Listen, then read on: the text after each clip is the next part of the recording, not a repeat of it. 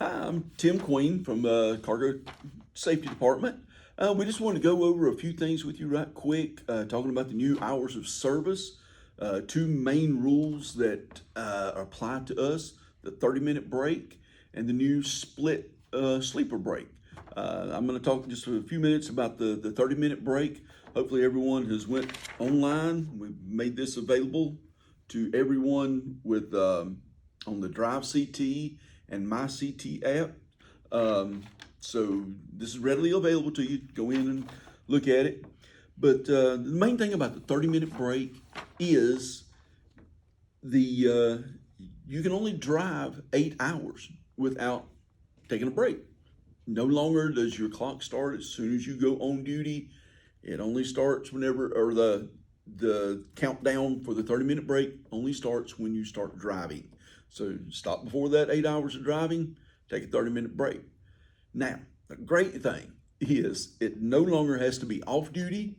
Now you can be on duty, logging fueling. You can be in the fuel aisling, fueling on duty as it should be anyway, and be getting part of your break in. Once you get through fueling, pull up to the line, get out, go off duty if you want to, go in the truck stop, get your fuel ticket, get you a hot dog, whatever, come back out, off duty. Hopefully you've probably spent 30 minutes during all that and you're good to go again. It combines the two. It does not have to be one or the other. It will add them together as long as you have 30 minutes of not driving.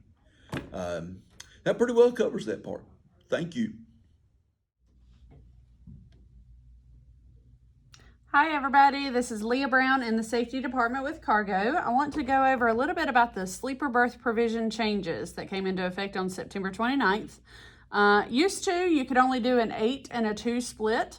Now you can do, let's say, a 2 and an 8, a 3 and a 7, a 7.5 and 2.5. Here are the exact rules. The smaller part has to be at least 2. That can be off duty or sleeping, but it's a minimum of 2. The big part has to be at least 7 consecutive hours, and that has to be in the sleeper. So just like before, the 8 had to be in the sleeper, now the 7 does. So you've got 2 parts you got to think of, the big one and the little one. The big one has to be in the sleeper. The little one can be off duty or sleeper, but we're looking at 2 as a minimum and 7 as a minimum. When added together, they must equal at least 10, and when they are paired, neither time counts against your 14. That's the key. You have to pair them, okay? So what I'm going to do first is go over just a very basic overview of what splitting your sleeper really means, okay? So we're going to draw out a logbook, lines 1, 2, 3, and 4. Let's say you're leaving out after a full 10-hour break. Once you drive, say 5 hours, and you stop and you take 7 hours in the sleeper, you can only drive 6 more, because these 2 periods on either side of this sleeper cannot equal more than 11. Once you stop, you have to stop for at least 3, because these 2 total together have to be at least 10. Once you drive again, you could only drive another 5. These 2 can't be over 11. You were in this pattern forever and ever and ever and ever and ever until you get a straight 10, okay? Once you get a 10, then and only then do you get your whole 11 back. So that is just a very, very basic explanation of splitting your sleeper.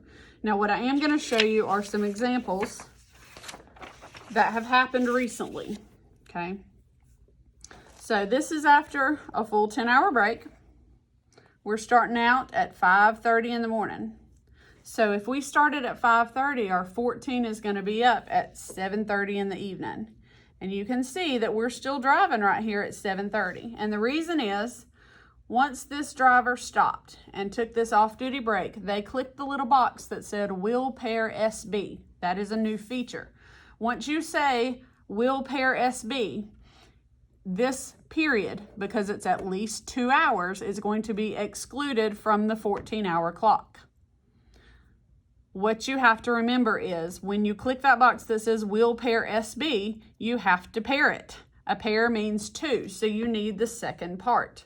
So this counts, quote, as your 2-hour break or your 3-hour break.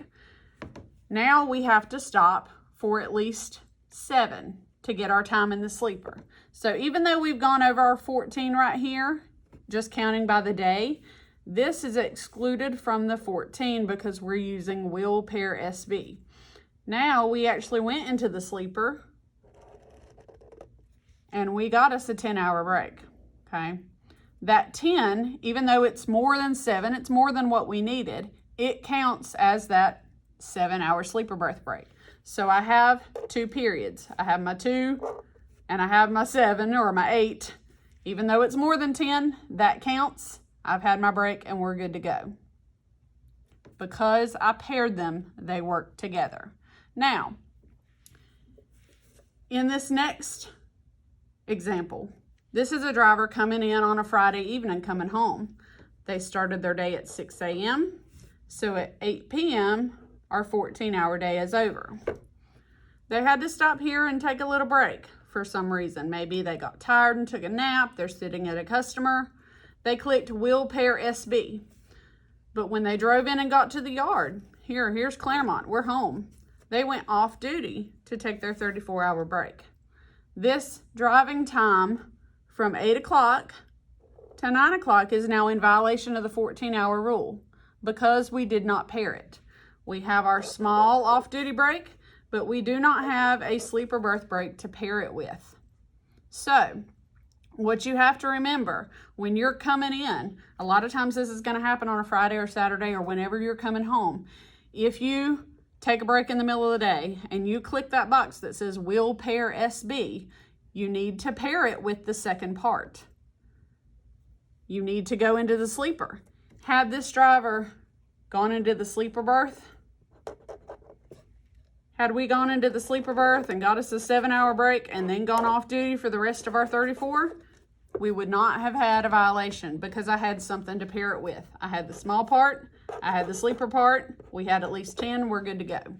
So will pair SB gives you a little bit of responsibility. If you click that box, you are saying, exclude this time for my 14 because I'm going to use it as a split sleeper berth. If you don't complete the other part, you are now in trouble.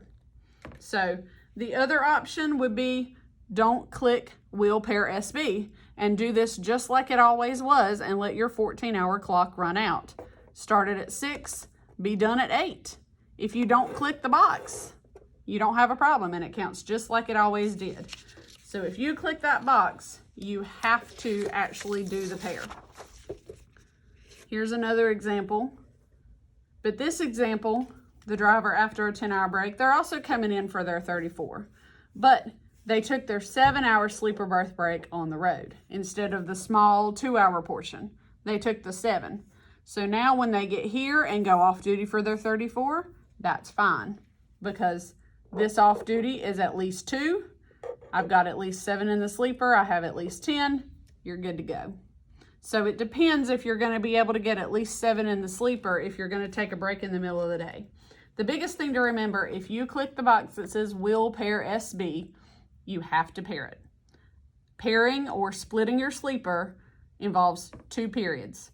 A shorter period of at least 2 hours and a longer period in the sleeper of at least 7. If you do not do both those periods, then you're going to be in violation. So make sure if you pair it, you complete the pair. If you have any questions, please feel free to call Tim or I in the safety department and we will help you out.